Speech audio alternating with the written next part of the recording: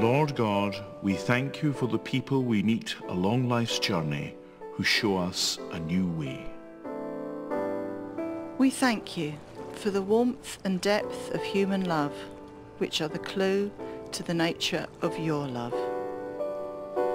We thank you for the promise of heaven to come, which inspires us to try and bring a little bit of heaven here and now.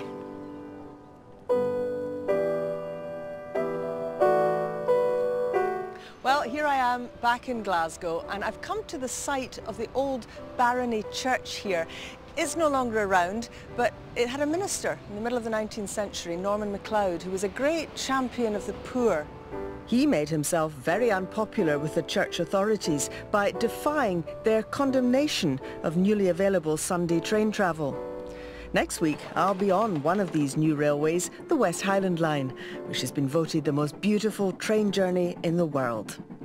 Our final hymn was written by Norman MacLeod, the man who had argued that such journeys should be available for all his parishioners, who had only Sundays off.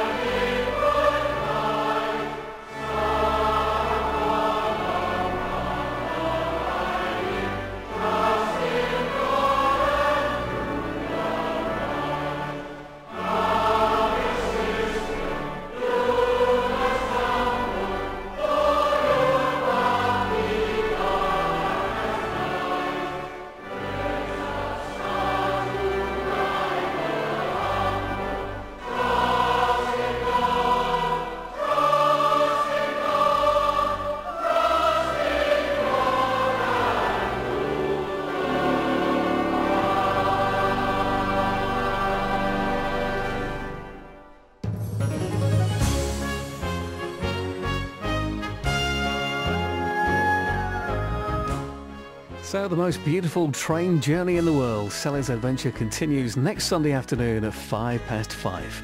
From Cumbria to Glasgow, Michael Portillo embarks on his Great British Railway journey. That's in 15 minutes here on BBC One after the news.